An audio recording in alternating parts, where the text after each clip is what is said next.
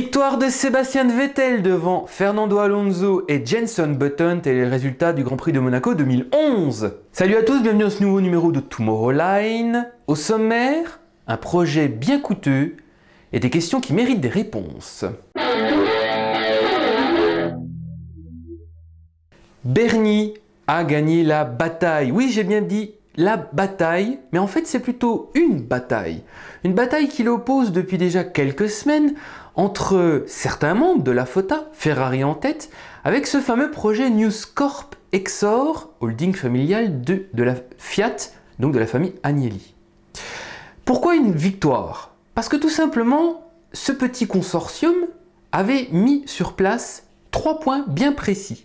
Le premier a été le championnat parallèle, très rapidement mis de côté, que ce soit par Luca Di Montezemolo et ses partenaires, et même par Bernie Ecclestone. Le deuxième point était très intéressant, était de trouver une alternative au fonds CVC.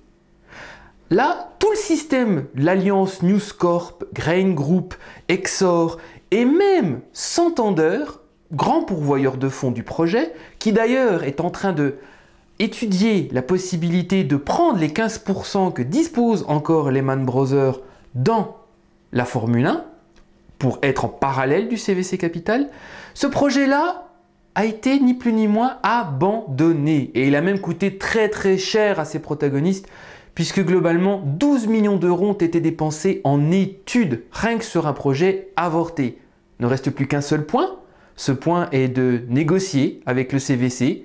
Le dernier point que Luca Di Montezemolo avait dit à la chaîne CNN, ce point est actuellement en train d'être en vigueur. Alors ça consiste en quoi? Ça consiste tout simplement à ce que la FOTA entre beaucoup plus fortement dans les négociations et dans le pouvoir commercial de la Formule 1, chose que Bernie Ecclestone ne souhaite pas vraiment, bien évidemment. D'où la réaction récente de dire, si les accords Concorde ne sont pas signés d'ici un mois, les équipes devront payer un droit d'entrée non plus de 750 000 euros, mais de 19 millions d'euros. Voilà, à suivre, on verra bien ce qu'il en sera par la suite. Réponse d'ici un mois. Alors une question de moi-même, pour moi-même et pour vous, c'est tout simplement, Vettel avait-il le droit de changer de pneumatique lorsqu'il y a eu le drapeau rouge à 5 tours de l'arrivée? Alors effectivement, c'était la grande question, et d'ailleurs on peut même le dire que c'est un petit peu gâché la fin de course, mais en fait oui, il existe l'article 43.1 du code sportif qui explique tout simplement que les mécaniciens ont le droit de modifier des choses sur la voiture, mais cela ne doit pas entraver le reste de la course. Alors effectivement, on a vu les mécaniciens de chez McLaren travailler sur la voiture d'Hamilton, on l'a largement vu à la télévision, mais pendant ce temps-là, on avait le droit aussi de changer les gommes. Et à ce petit jeu-là, Red Bull a préféré changer les gommes tendres, donc alias les dures pour Monaco, par des super tendres, alias les tendres à Monaco. Et exactement ce qu'a fait Ferrari, qui a voulu tenter d'ailleurs un coup pour la fin de course en mettant énormément de pression à ce moment-là, mais McLaren de son côté pour Jenson Button a tout simplement décidé en fait de simplement mettre les tendres, donc les durs, en terminaison Pirelli pour Monaco, donc ce qui veut dire que la fin de course était déjà un petit peu, on va dire, pliée entre guillemets, ce qui était un petit peu dommage malgré tout. Une question de Paddock Girl à propos justement de Ferrari, de tout le système qui est en train de se passer avec le changement de réglementation, d'organigramme et de tout ça. Est-ce qu'on va revenir sur l'ère Jean Todt? Alors, tout simplement, la réponse est oui. Voilà. Après le Grand Prix, justement, d'Espagne, début de semaine, Luca Di Montezemolo à Maranello convoque tout ce beau petit monde à Maranello dans les bureaux et indique clairement à Stefano Domenicali qu'il fallait s'inspirer de l'ère Jean Todt. Tous les mots sont extrêmement bien précis, ce qui signifie que tout simplement on revient un petit peu en arrière. Pat Fry commence à prendre beaucoup plus d'importance, Nicolas Tomasi va prendre aussi un petit peu plus d'importance, et donc on l'a vu cette semaine, Aldo Costa prend du recul, évincé ni plus ni moins. L'arrivée prochaine de Sam Michaels va être aussi un atout pour l'équipe. En fait, tout simplement, on se rend compte que chez Ferrari, on est en train véritablement de se recentrer. Donc en fait, petit à petit, on va s'acheminer vers un changement chez Ferrari. On va s'axer principalement sur un pilote et une équipe anglo-saxonne, tout simplement. comme à la grande époque. Voilà. Et c'est souvent très très symptomatique de ce qui se passe chez Ferrari, où historiquement, et ce depuis 30 ans, l'arrivée d'anglo-saxons à Maranello au sein de la Scuderia signifie que Ferrari commence en train de perdre pied et souhaite revenir un petit peu dans la course. Alors auparavant le déclin était déjà bien engagé, tandis que là on préfère un petit peu anticiper.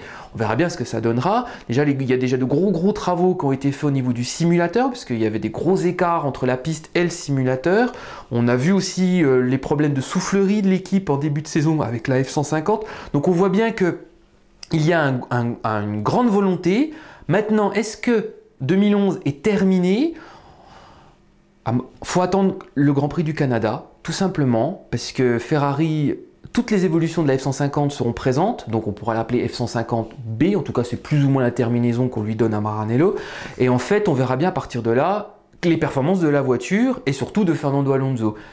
Pour Felipe Massa, Domenicali l'a clairement dit, en fait, il est sur un siège éjectable, tout comme Domenicali, est sur un siège éjectable. Alors, la grande question c'est de savoir quand, et par qui? Remplacé par qui? Eh bien tout simplement quand.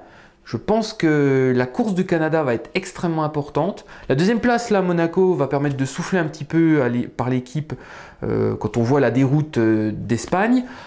On va attendre un petit peu encore, encore attendre un petit peu, mais pour Felipe Massa, son renouvellement de contrat pour 2012 est prévu pour la fin juillet, pardon. On va voir si on renouvelle. Probablement un renouvellement s'établira avec une baisse de salaire, ce qui était déjà le cas l'an dernier. Ça va être peut-être encore probablement le cas cette année. Et surtout, vraiment un poste, on va dire, de numéro 1 bis, ce qui rappellera certains souvenirs à ceux de l'ère où il y avait Barrichello et Schumacher. Voilà, donc chez Ferrari, on est en train de vraiment revenir un petit peu en arrière, de tout se focaliser sur un Fernando Alonso, ça c'est quasiment presque sûr. Donc maintenant, on verra bien ce que ça donne. Maintenant, pour Domenicali, le remplacer par qui? Ben, ça, c'est la grande question aujourd'hui. Il n'y a pas vraiment de piste, encore une fois. Peut-être un anglo-saxon, à la limite, on n'en sait rien. Ou peut-être un autre latin, on en sait encore moins. Il n'y a pas vraiment de noms qui se profilent à l'horizon, ce qui d'ailleurs le conforte encore pour le moment.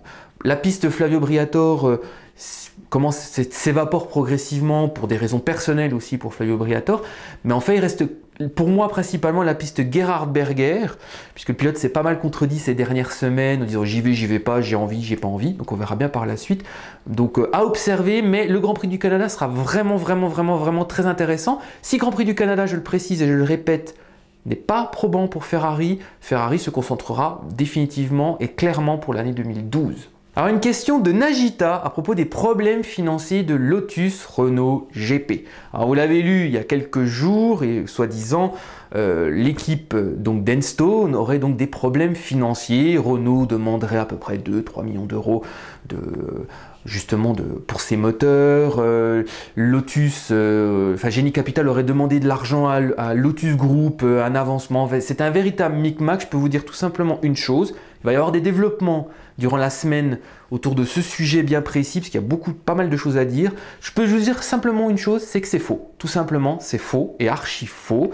C'est de la pure spéculation à ce moment-là. Tout ce que je peux vous dire, c'est que la seule transaction véritablement qu'il y a eu la semaine dernière, c'est tout simplement que Génie Capital paye à Renault, tout simplement ses parts qu'elle rachète progressivement. On parle à peu près de 5 millions d'euros qui ont été donnés, puisque c'est étalé sur toute l'année.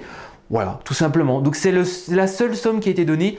Donc non, il n'y a pas véritablement de problème entre les deux. Par contre, on voit que Renault commence un petit peu à être bizarre dans sa manière de communiquer.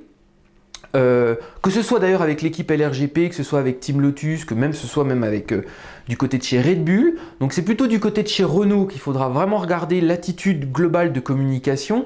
Mais réellement, d'après ce que je sais, ce qu'on m'a dit, et je l'ai même demandé, il n'y a pas de problèmes fondamentaux, mais comme je vous l'ai dit, il y aura un développement dans Tomorrow News F1 qui s'établira dans la semaine qui va venir. Voilà, je vous laisse la Formule 1 pas tout à fait dans le même état qu'on l'a laissé. Je vous donne rendez-vous dans 15 jours pour le Grand Prix du Canada. Alors attention, attention, attention, attention. Ça ne sera pas donc le dimanche soir, vous vous en doutez bien, puisque le Grand Prix va se terminer quand même un petit peu tard, mais ça sera donc le lundi soir que l'édition de Tomorrowland pour le Grand Prix du Canada s'établira. En tout cas, je vous rappelle encore une fois que le Business Book GP est en vente, hein, en édition papier et en PDF.